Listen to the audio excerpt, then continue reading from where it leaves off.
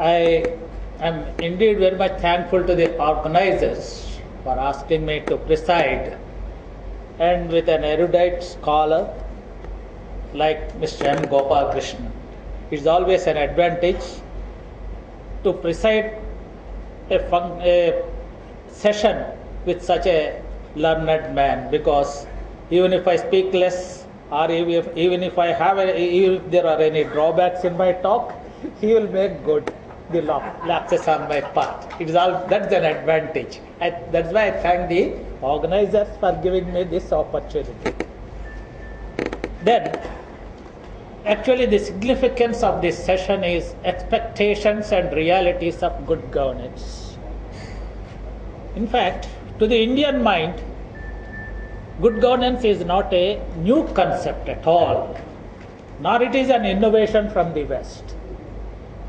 In India, we are already familiar with the Ramaraj. It is no greater than Ramaraj, which the father of the nation, Mahatma Gandhi, has been always, his fond wish was to have an India of Ramaraj. So, if you come to the mention of Ramaraj recalls fond fantasies of all milk and honey in the running of the state, in the administration of the state. In fact, even in Bhagavata also, Ramayana was a much earlier epic, but even in Bhagavata it was mentioned, Rame Rajani Dharmajne Sarvabhuta Sukhavahe. Under the wedded to Dharma, Lord Rama provided total comfort and complete happiness to all living beings during his rule. You mark the all living beings. Today, in the name of providing comfort to all people, we are destroying our ecology. But by providing comfort to all living beings, that ecology, that happiness of all the beings was maintained during the reign of Lord Rama. Lord Rama's governance, it was also mentioned in Bhagavata. I quote from Prabhu Padananda of ISKCON in his Bhagavata. He mentions under Lord Rama's governance, the elements of nature comprising of forests, rains, hills, the 7 continents of the earth, the 7 great oceans, all functioned in the most proactive manner to provide the essentials needed by all the living beings on the earth. In the presence of their benevolent King Rama, the people never experienced mental worries, disease, old age, losses, sorrow, fear, and tiresomeness. Even death never touched those who did not want to die. Like the adage, just as the king, so are his subjects. Under the reign of Lord Rama, the people conducted themselves according to their dharma. Dharma we will come later. This is as quoted from Prabhupada's Bhagavata, Ramarajyam, quoted in Bhadrachalam, Sri Ramadarsini recently. Actually, in ancient India also, the rulers were not free to act as they like. In fact, the polity was called in those days as Rajadharma. And this king or the sovereign was called Lokpalak. His duty was to look after the welfare of all his subjects, of all the beings in his earth. And in turn, the people have a responsibility to follow the Rashtra Dharma. Rashtra Dharma means to maintain the kingdom, the king, the fellow people, to look after the welfare of their fellow beings also. Hindu scriptures mention dharma as the foundation of all common good at all. In fact, even in Mahabharata, it was mentioned, dharma is not an invention of man. It was instituted by the Almighty God Himself. It was mentioned in Mahabharata, Shanti Parva, chapter 90. Rishi Uttaya says to King Mandhata, Prabhavattanam hi bhutanam dharma srishta swayam bhuvaha. That means the all-pervading one, the Almighty God, has instituted dharma for the common good of all beings. That means dharma is for the common good of all. In fact, dharma comes from the root word dhar. Dhar means to hold or uphold. That means each of us has to uphold for the well-being of each other. That's why that there comes the common good. Through following dharma, we can attain the common good of all. Hindu religion decrees that we should look after the well-being of all, the entire creation itself. Therefore, the word Sarvaloka Sangraha has come. Even in Bhagavata also, Sarvaloka Sangraha is nothing but Lok Kalyan, as we hear very frequently. It is embedded in the word, in Lok Kalyan itself, Sarvaloka Sangraha is embedded. In Bhagavad Gita, which is the sacred scripture of the Hindus, it mentioned in chapter 3, 20th sloka, Karmanaiva hi sansiddhi mastita janakadayaha lokasangrahamevapi sampasyan kartumarhasi. Everyone has to follow the dharma prescribed for him. And Krishna tells Arjuna, by following the duties like yogas like what we call Nishkama Karma and others, sages like Janaka and others, they attain salvation. So, at least for the Lokasangrahame Vapi, Sampasyan Kartumarhasi, for the well-being of all the lokas, for the well-being of all the universe, you follow, you do your duty. That's why, if we do our duty, we are contributing for the Lokasangraha, means for the well-being of, for the common good, for the well-being of all the people. Then, coming to common good is taller than individual good, because it helps realize the common good helps realize the potentialities of each and everyone in the society.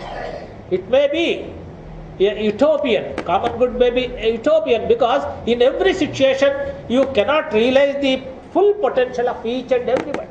But then common good itself is a universal concept which every one of us should keep in mind, because if we keep in mind the universal concept of common good, we will be able to contribute for the well-being of the universe. That is the idea. That's why our sages have maintained that common good should be you might have seen in the pictures or anywhere, whenever Loka Kalyan is frequently used. Lok Sangraha. Now, coming to the good governance, it requires good governance is nothing but promoting the common good of all the beings on this earth. The common good, Hindu scriptures and culture postulates that duties and conduct of public officials, they are the means of the state to realize the common good. In fact, whatever act or whatever instrument the government puts into force, it has to be implemented by the public officials. So, that is the Shastras also, similarly in olden days, Shastras laid down the duties of each and everybody. Even we have the state officials also. For example, my friend Dr. Mohan Rao, he used to quote from Chanakya's Ardhashastra, which laid down the duties of the king and the subjects. Those are the Shastras which we follow. Even Hindu scriptures also, they say each the individual or the official has to follow the duties prescribed according to the Shastra scripture. That's why in Bhagavad Gita says, Tasmat Shastram Pramanam Te Karya Vyavastito Jnatva Shastra Vidhanokta Karma Kartu Biharhasi. One should know what is his duty according to the scriptures. Knowing them, one should conduct himself according to the scriptures. That is the underlying idea of laying this dharma or the lokasangraha or whatever it is, the scriptures. Then, if the official or if any official, even if the king, if he does not act according to the dictates of the scriptures, then in Bhagavad Gita itself, Lord Krishna has mentioned what will be the consequences. In chapter 16, 23 sloka, he said, Yaksatra vidimutsrujya vartate kamakarataha nasa siddhim avapnoti nasukhan na parangatim. If one rejects the stipulations of the scriptures and acts according to his own way, according to his personal greed, he would have he would not get what he desires. He would not have even happiness. He will have no moksha even. These are the, I quote from the scriptures, what is common good, what is lokalyan, what is the good governance of all these things. And in fact, in the modern context, we have fashionably called this good governance. It's nothing but what we call just a nomenclature changed according to the modern times. In the modern times, it is nothing but good governance is nothing but a citizen-friendly, people-caring and responsive administration. It is, in short, is good governance. A citizen-friendly, people-caring and responsive administration is a good governance. In a democratic framework, good governance is associated with efficient and effective administration. It demands, in fact, efficient and effective administration demands a high degree of efficiency on the part of administration.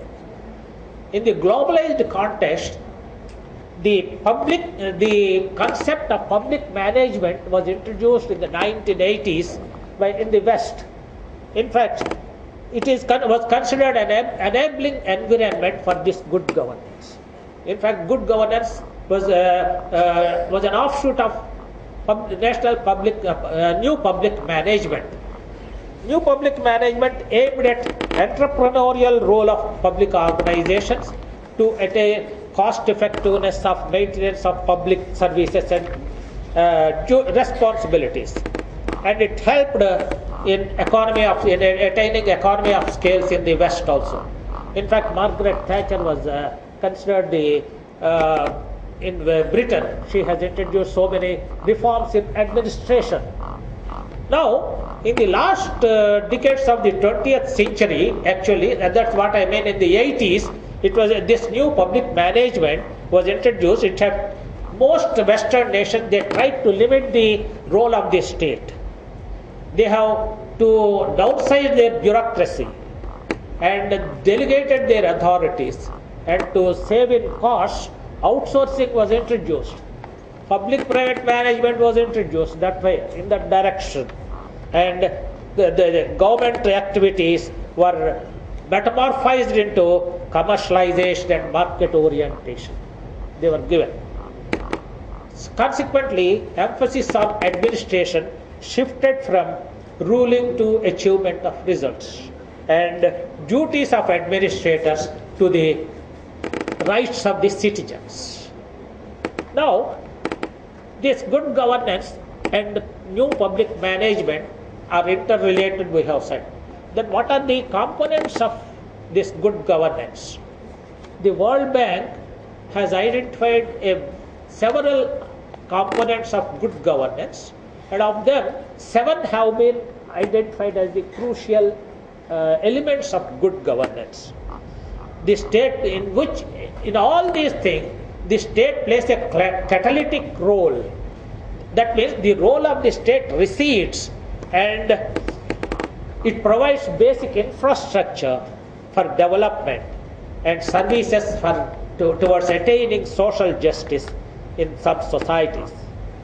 And good governance, according to World Bank concepts, there are 7 I have already told you. Political accountability is the most important thing, and political accountability and acceptability of acceptability of the regime is more important. Then freedom of association and participation. Then establish legal framework with independence of the judiciary. Then bureaucratic accountability, freedom of information and expression, which includes independent analysis of government information by universities and non-governmental agencies. Then a sound administrative system leading to efficiency and effectiveness. Then most importantly, cooperation between government and civil society organizations.